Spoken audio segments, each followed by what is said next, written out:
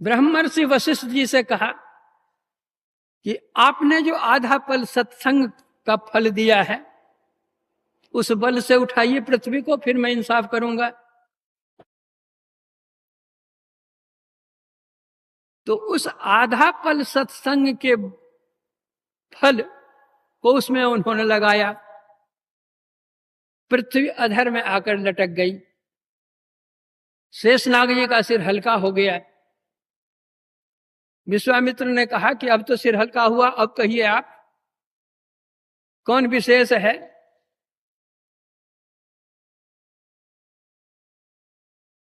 शेषनाग जी ने कहा आप तो अपनी आंखों प्रत्यक्ष देख रहे हैं कि आपका 1000 बरस का फल कुछ नहीं काम किया और आधा बल का फल क्या कहते पृथ्वी को लटकाए हुए है।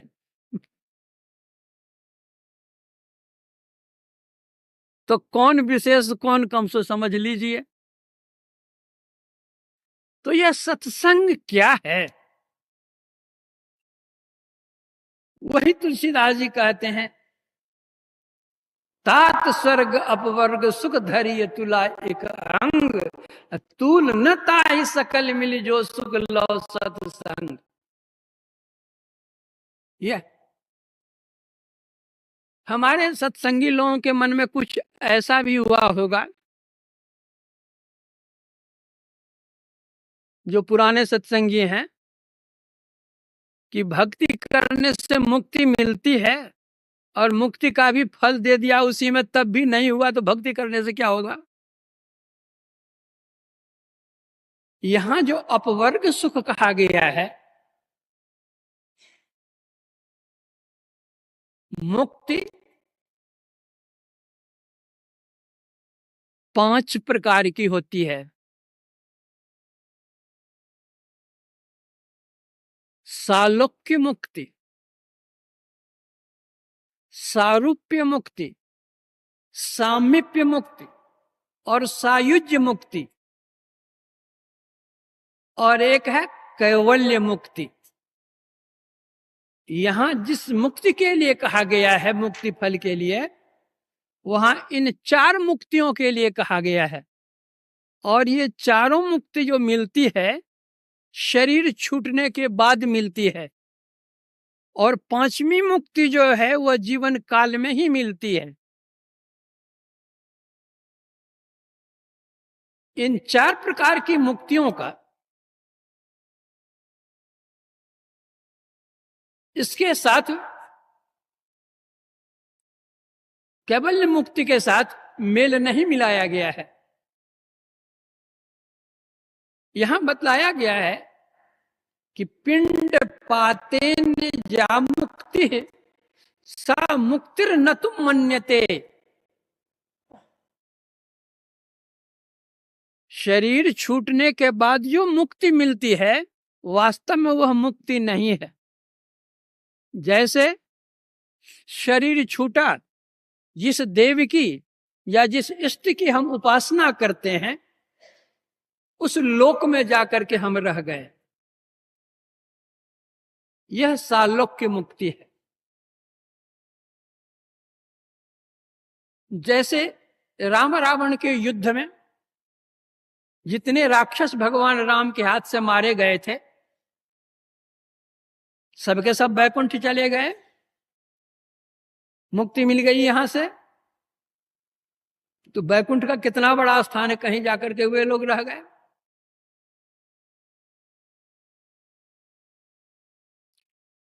सारूप्य मुक्ति, जिस समय सीता हरण हुआ था, रावण लेकर जा रहा था, रास्ते में जटायु से भेंट हुई, जटायु और रावण का युद्ध हुआ, रावण के अस्त्र से घायल होकर के जटायु गिर गया। भगवान राम जब आए तो देखा कि वह मरणासन्न है। बातें बताकर पूछकर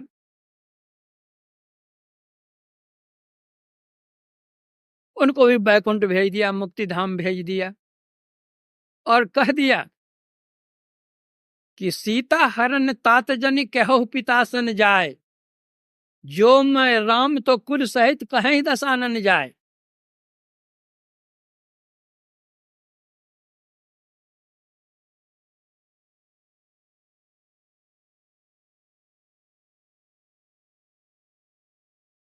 तब जब वहां से जटायु जाने लगा है तो गृध्र देह तज धरि हरि रूपा, विष्णु भगवान का रूप धारण करके चतुर्भुज शरीर धारण करके चले यहां से। यह है सारूप्य मुक्ति।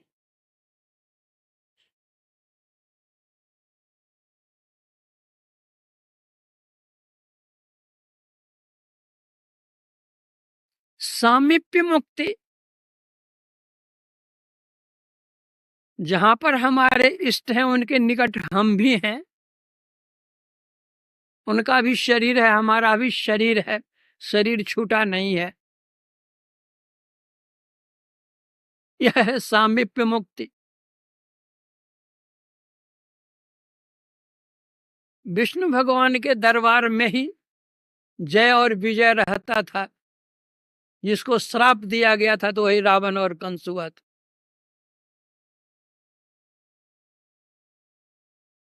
सायुज्य मुक्ति इसको कहते हैं कि अपने इष्ट के शरीर में ही समा जाना। जैसे जब शिशुपाल का शरीर छूटता है भगवान के हाथ से,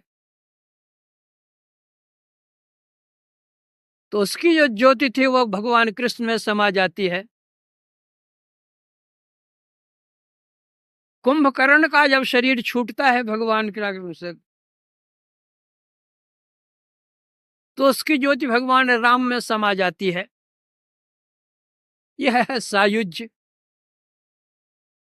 तो इन चार प्रकार की मुक्तियों में शरीर रहता ही है, लेकिन जो कैवल्य मुक्ति होती है वो सब शरीरों को छोड़ दिया जाता है। जब कोई भी शरीर नहीं रहता है तब कैवल्य मुक्ति होती है। उस मुक्ति के लिए यहां नहीं कहा गया, इन चार मुक्तियों के लिए कहा गया है। और भगवान ने कहा इन चार मुक्तियों की मान्यता नहीं है।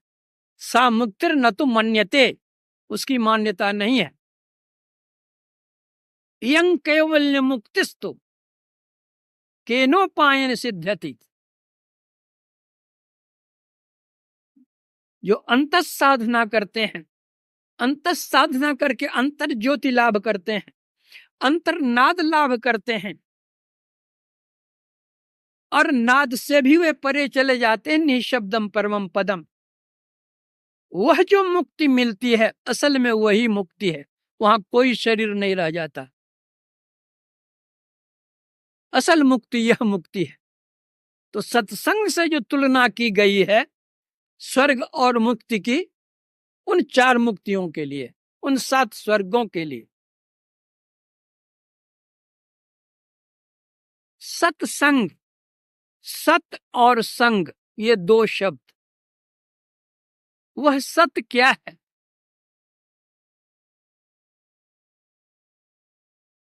सत स्वरूप सर्वेश्वर परमात्मा है, उसी का अभिन्न अंश जीवात्मा है। यह सत्य है। इस अंश को उस अंशी में मिला देना, इस सत को उस सत में मिला देना, यह सर्वोत्कृष्ट सत्संग है, प्रथम श्रेणी का सत्संग है। लेकिन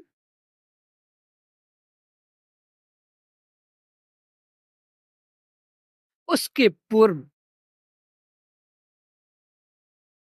जिन्होंने सर्वेश्वर का साक्षात्कार कर लिया है, जो शांति स्वरूप संत हैं, उनके संग को भी सत्संग कहते हैं, और यह द्वितीय श्रेणी का है। संतों का संग भी महान फलप्रद होता है। बल्कि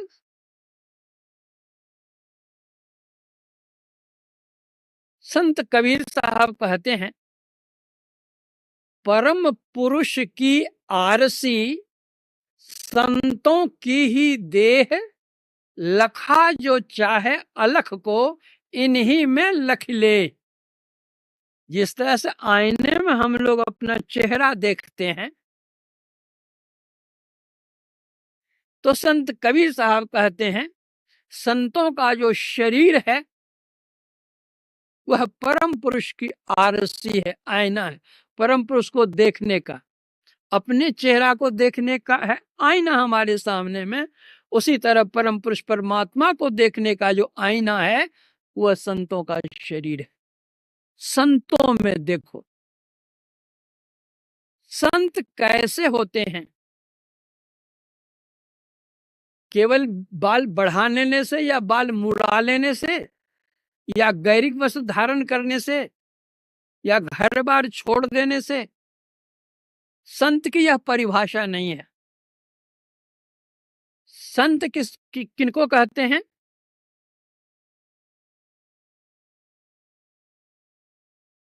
तुलसी संत सुअंबु तरु, फूले फले पर हेत, इतते ये पाहन हने, उतते हुए फल दे।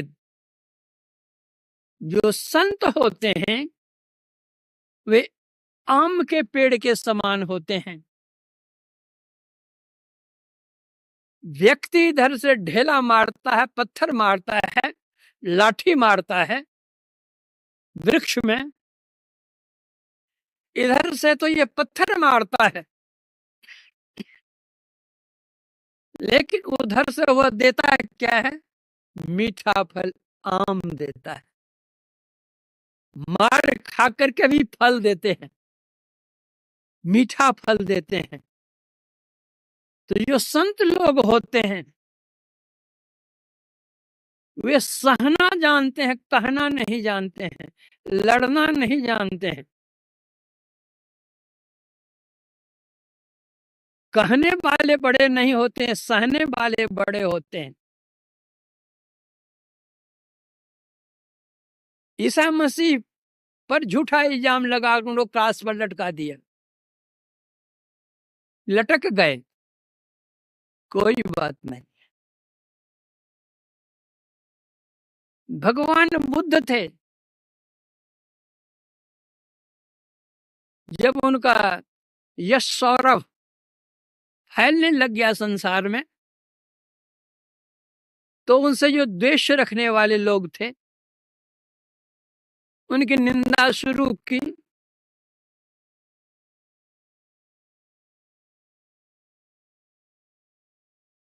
जिनको आस्था थी भगवान बुद्ध में, उन्होंने कहा कि नहीं नहीं, ऐसे हुए नहीं है। तो उसमें से एक ने कहा कि मैं अभी तुमको बतला देता हूं कि वे कैसे नहीं है, चलो मेरे साथ दिखला देता हूं।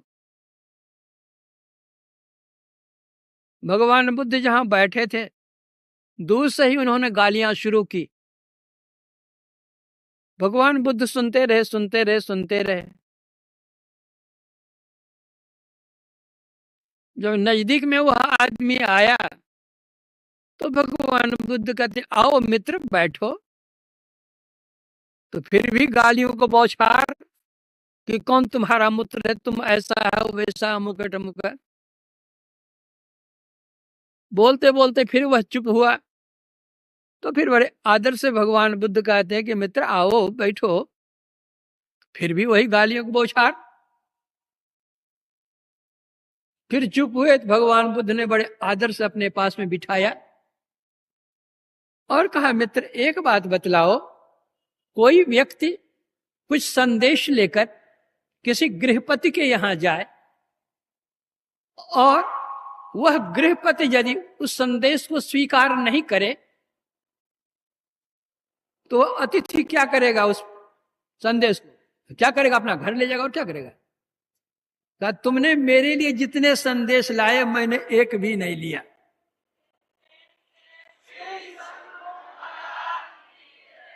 जो संत होते हैं वे सुनते हैं, सहते हैं। बूंद आघात सही गिर कैसे, खल के बचन संत सह जैसे।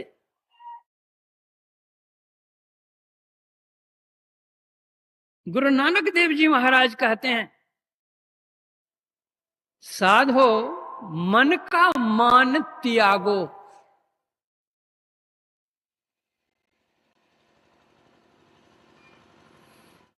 जो साधु हैं, संत हैं, उनके अंदर मान क्या अपमान क्या दोनों समान है। दुख सुख दोनों सम कर जाने, अवर मान अपमाना। हर्ष शोक ते रहे अतीता, तिन जग तत्व पिछाना। अस्तुत निंदा दो त्यागे, खोजे पद निर्वाणा। जन नानक यह खेल कठिन है, को एक गुरुमुख जाना। गुरु नानक देव जी महाराज कहते हैं, जो साधु होते हैं, संत होते हैं, वे मान अपमान से ऊपर उठे हुए होते हैं, निंदा स्तुति से ऊपर उठे हुए रहते हैं, हर्ष शोक से ऊपर उठे रहते हैं।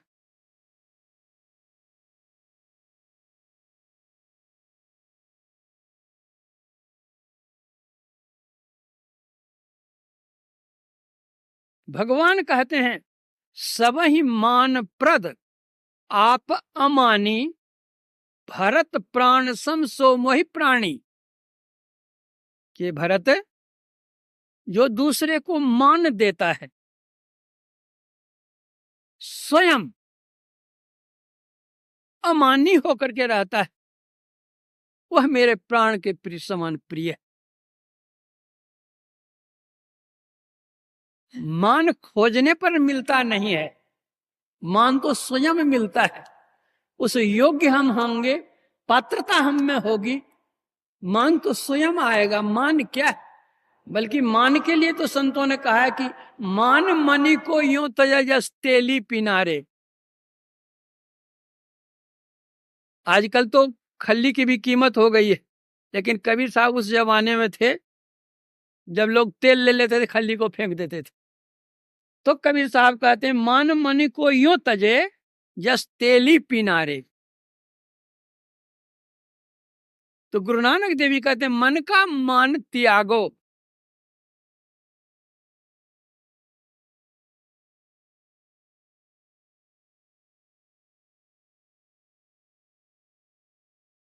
मान शब्द के अनेक अर्थ हैं।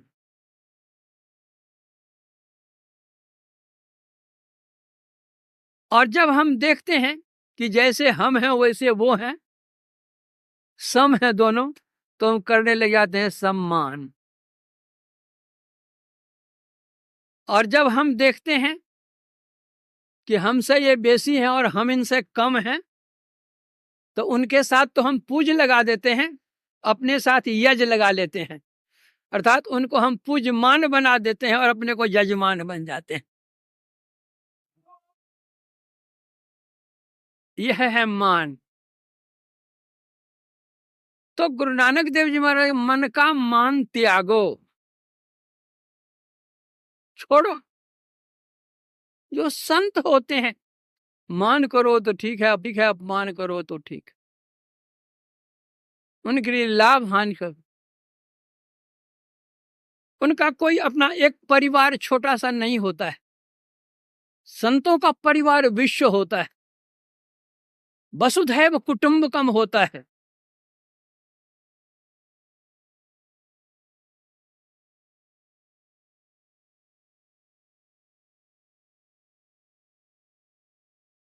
गोस्वामी तुलसीदास जी महाराज, शांत निरपेक्ष निर्मम निरामय अगुण शब्द ब्रह्मैक पर ब्रह्म ज्ञानी, ये संत होते हैं। निर्मम, ममता नहीं। ममता किससे? तुलसी ममता राम सो। वे अपने परिवार की ममता में नहीं रहते।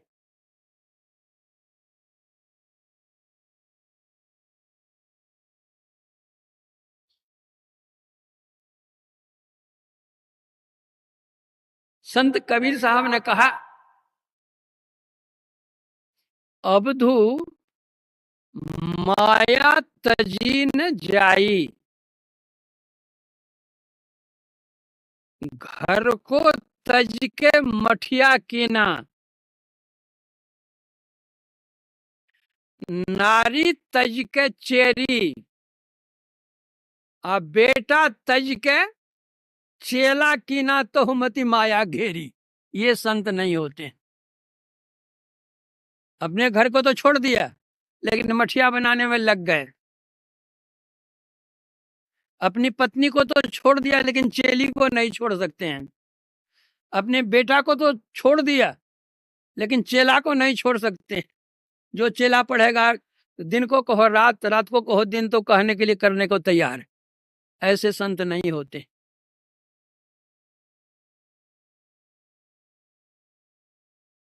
निर्मम, कोई ममता नहीं। एक साधु बाबा थे, जल कमलवत रहते थे, चाहिए भी वही। उनको एक लड़का था, विवाह के योग्य हो गया। तो जो उनके और शिष्य लोग थे उन्होंने कहा, बाबा आपका लड़का सयाना हो गया है, अब इसकी शादी कर देनी चाहिए। तो साधु बाबा ने कहा कि भाई हम कहाँ लड़की खोजते फिरेंगे, आप ही लोग कहीं देख करके ठीक ठाक करो, शादी कर दो। लोगों ने देख दाकर कहीं एक लड़की ठीक किया, आकर कहा कि अमुक लड़की है इसी से। कहा ठीक है, शादी कर दो। शादी की तिथि निश्चित हो गई। अब दुल्हा के लिए और लड़की के लिए कपड़ा उपड़ा सब खरीदने के लिए बाजार गए उनके शिष्यगण सब। जब कपड़ा खरीदने के लिए बाजार जाने लगे तो साधु बाबा ने कहा कि रोहित थोड़ा कफन का कपड़ा भी लेते आना। तो शिष्यों ने कहा कि महाराज शुभ घड़ी में जहाँ शादी होने जा रही है वहां आप कफन का कपड़ा लाने कहते हैं, ये तो ठीक नहीं लगता है। और अरे भाई हम हैं, लड़का है, बहू आएगी, कभी न कभी किसी का शरीर तो छूटेगा ही, तो खोजना पड़ेगा। नहीं तो घर में रहेगा कफन का कपड़ा तुरंत लेकर चले जाए, इसमें कौन बात है। घर में रहेगी तो कोई बात है, घर में। अब साधु बाबा की आज्ञा है, गुरु महाराज की आज्ञा है, तो विवाह शादी के कपड़े के साथ साथ क्या कहते हो कफन का कपड़ा भी आ गया। सब तैयार हो गए, बारात बन ठन करके तैयार। पालकी आएगी जिस पर दुल्हा बैठ करके जाएंगे। जब पालकी करने के लिए उनके शिष्यगण जाने लगे तो कह रहे भाई पालकी के लिए तो जाते ही हो, एक तो अर्थी भी बना करके ले आना। कहा महाराज आप भी गजब के आदमी है, अर्थी अर्थी अभी क्या होगा, क्या होगी उसकी जरूरत क्या पड़ी। बोले तुम लोग समझते नहीं हो भाई, घर में पड़ा हुआ रहेगा तो क्या तुमको लगता है एक किनारे में पड़ा रहेगा। तब गुरु महाराज की आज्ञा है क्या, तो पालकी भी उधर से आई वो अर्थी भी का रख दो एक किनारे में। एक किनारे अर्थी पड़ी हुई। लड़का चला गया शादी करने के लिए, शादी करके आया, लड़की साथ में आई। जिसी रात वह लड़की आती है उसी रात में लड़के की मृत्यु होती है। साधु बाबा कहते हैं कि अरे अरे अरे, वो यही अर्थी बनी हुई है ना जी, कफन का कपड़ा था, ये कुछ खोजना पड़ेगा तुम लोगों को, ले चलो जाकर काम कर दो। बाबा आप भी गजब के आदमी, आप जानते थे कि लड़का मरेगा, इसीलिए ना आप कपड़ा मंगाए थे, इसीलिए ना आप अर्थी बनवा करके मंगाए थे। तो जब आप जानते थे कि लड़का मरेगा तो बेचारी लड़की का जीवन आपने क्यों बर्बाद किया। तो आपको शादी ही नहीं करनी चाहिए थी लड़की की। साधु बाबा ने कहा कि अरे जब तुम यह बात जानते हो कि मैं यह जानता था कि लड़का मरेगा, तो मैं यह भी तो जानता हूं कि लड़की का भविष्य क्या है। अरे पूर्व जन्म की यह भक्तिन है, इसके साथ में रहती तो भक्ति में घाटा होता है। इसका जीवन इतने ही दिनों का था, उसको वो चला गया। अब भक्ति करेगी, ध्यान करेगी, होते तो भगवान को प्राप्त कर लेगी। इसलिए हम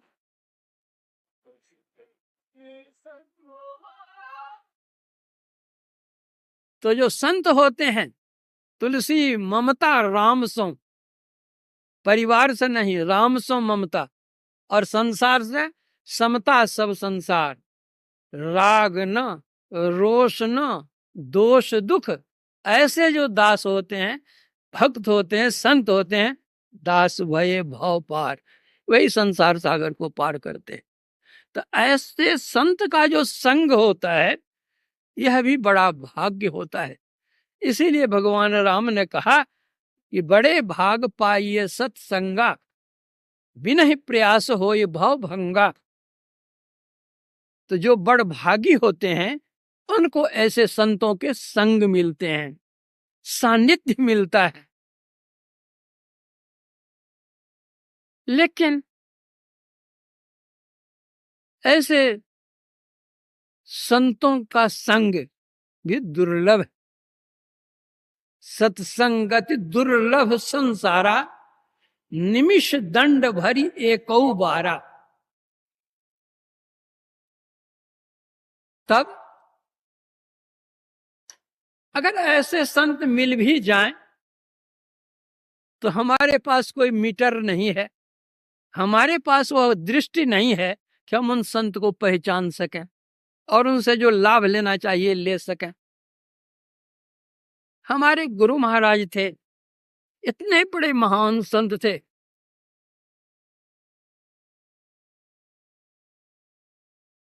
कितने को उनका सानिध्य प्राप्त हुआ, कितने ने क्या उनसे लिया।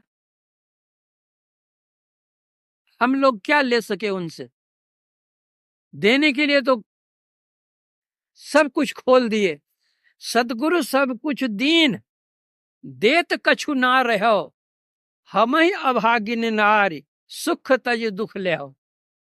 गई पिया के महल, पिया संग ना रची, हृदय कपट रहो छाए मान लज्जा भरी। गुरु महाराज का सानिध्य लाभ करके भी हम कहाँ लाभ ले सके।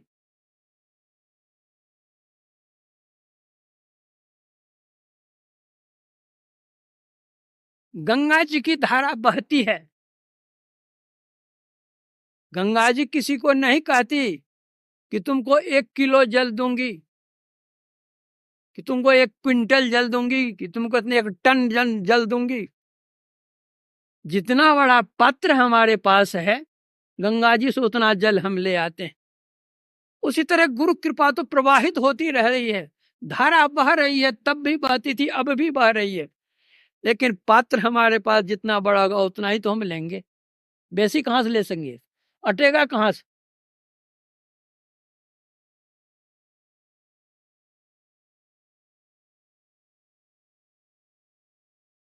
एक दिन मैंने पूछा गुरु महाराज से, तो जो कबीर साहब की जो यह वाणी है कि सदगुरु सब कुछ दीन, देत कछु ना रहो, तो सदगुरु तो केवल एक यत्न बतला देते हैं कि इस तरह से ध्यान करो। सब कुछ दीन कैसे? तो गुरु महाराज बोले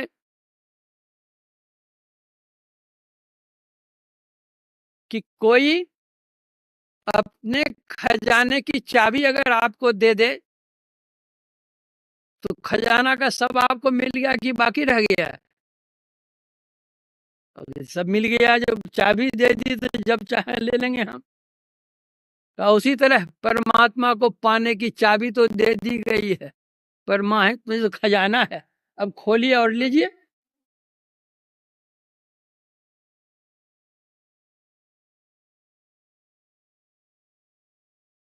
एक वकील साहब आए गुरु महाराज से दीक्षा लेने के लिए, तो गुरु महाराज बोले कि मेरा नाम लेकर कि उनसे दीक्षा ले लीजिए, आजकल मैं दीक्षा नहीं देता हूं, उनसे दीक्षा ले लीजिए। तो वकील साहब ही ठहले बहस करने वाले होते हैं ना वकील। तो गुरु महाराज से वे कहते हैं कि हुजूर मेरा तो मन था आपसे ही दीक्षा लेने का, लेकिन आप कहते हैं उनसे दीक्षा लीजिए।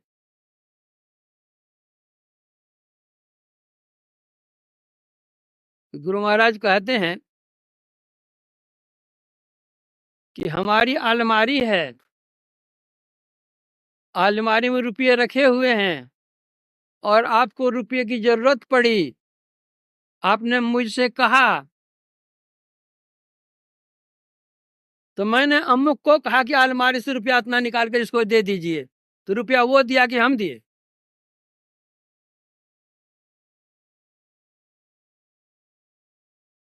उसी तरह हम तो उनको आज्ञा दी है, तो हमारी अलमारी से निकाल करके वे देते हैं कि वो अपना थोड़े देते हैं। तो फिर वो के साहब ने मुझे भजन भेद लिया। तो सदगुरु सब कुछ दीन देत कछु ना रहो, हम ही अभागन नार सुख तज दुख ले। तो ऐसे संत के दर्शन होने पर भी हम लोग लाभ नहीं ले सकते। जिस समय में संत होते हैं उसमें उनकी पहचान ही नहीं हो पाती है। अगर कोई पहचान करते हैं तो कुछ उनको मिल भी जाता है। उस समय के लोग उनको गालियां देने के लिए जानते हैं, उनको अपमान करने के लिए जानते हैं, बेइज्जत करने के लिए उनको जानते हैं, जान मारने के लिए भी जानते हैं, लेकिन उसे ज्ञान देने के लिए नहीं जानते। यह तो हमारी दृष्टिहीनता है, क्षीणता है, ज्ञान की कमी। तब फिर जब ऐसे संतों की हम पहचान ही नहीं कर सकते हैं तो फिर सत का संग कहाँ? सतस्वरूप सर्वेश्वर को प्राप्त करने के कारण संत भी सतस्वरूप हैं, उनका संग सत्संग है, लेकिन ऐसे संत भी नहीं मिल रहे हैं। तब हम क्या करें? उन संतों की वाणियों का हम संग करें। वे जितने संत हुए सभी संत सत वचन ही कहे हैं, इसलिए उन संतों की वाणी का हम संग करें। उन्होंने क्या कहा है उसके अनुकूल हम अपना आचरण बनाए, हमारा जीवन कल्याणमय।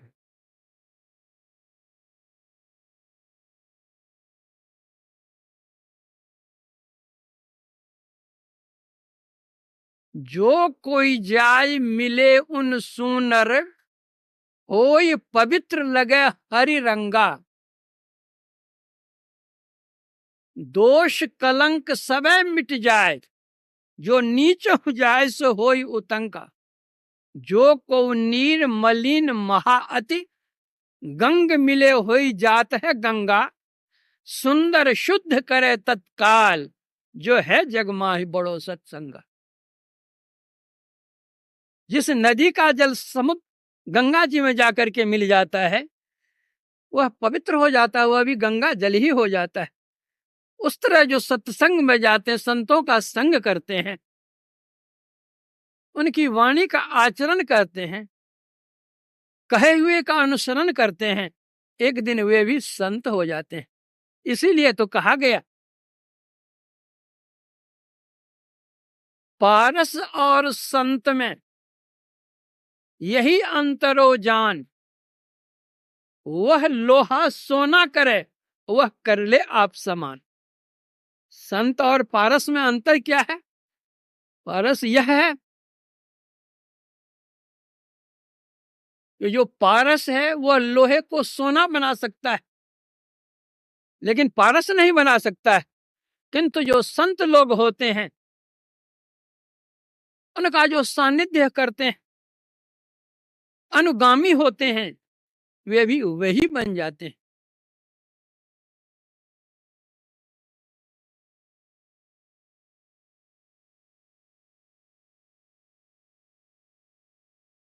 सत और संग,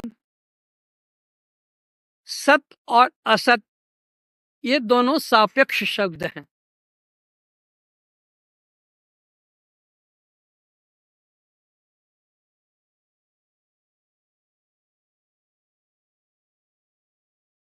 सुसंग सत्संग है।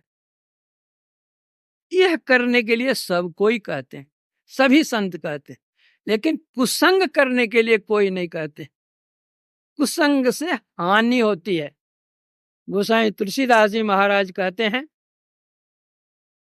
हानि कुसंग सुसंगति लाहू, लोक वेद विदित सब काहू। जो अच्छे लोगों का संग करते, अच्छी संगति करते हैं, उनका फल अच्छा होता है। और जो बुरे लोगों का संग करते हैं, कुसंग करते हैं, उसका फल बुरा होता है। एक हंस था, वैशाख जेठ की दोपहरी में एक छायादार वृक्ष की डाल पर आकर बैठ गया। शीतल मंद समीर चल रहा था, उसमें वह आराम से बेचारा हंस बैठा हुआ था। उसी जंगल में एक शिकारी शिकार करते हुए आया और श्रांत क्लान होकर उसी पेड़ के नीचे वह लेट गया, सो गया। इतने में एक कौवा आता है और हंस के नजदीक बैठ जाता उसी डाल पर। ठीक उसी के नीचे वह शिकारी सोया हुआ था। कौवा ऊपर से बीट कर देता है शिकारी के शरीर। जब शिकारी की नींद टूटती है तो देखता है कि अपने कपड़े पर बीट, चिड़िया का कौन है भाई। ऊपर नजर करता है, देखता है कि हंस बैठा हुआ है। निशाना किया तीर का, किसी ने बीट किया मेरे शरीर पर। तीर छोड़ता है, हंस को लगता है। मरते हुए हंस कहता है कि थोड़ी देर कुसंग करने के बाद कारण तो मेरी जान जाती है, और जो जीवन में बराबर कुसंग करता रहता उसकी क्या हालत होगी।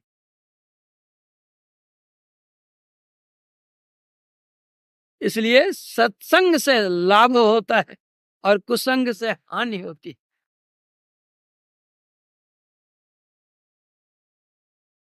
भगवान परमात्मा सर्वव्यापक होने के कारण सब में हैं।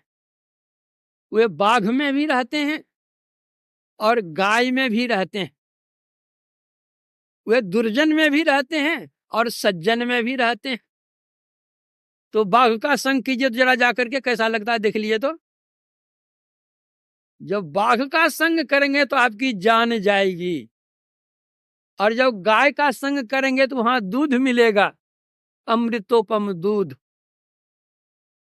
तो जैसे बाघ का संग करने से जान जाती है, वैसे ही दुर्जन में भी भगवान है, लेकिन उसका संग करने से ज्ञान जाता है। तो ज्ञान चला गया, अज्ञान में है। जहां अज्ञान वहां दुख ही दुख है। और जो संतों का संग है, गाय है बेचारी, दूध मिलेगा। तो संतों के संग से आपको वह अमृत मिलेगा, वह ज्ञान मिलेगा, जिससे आपका परम कल्याण हो।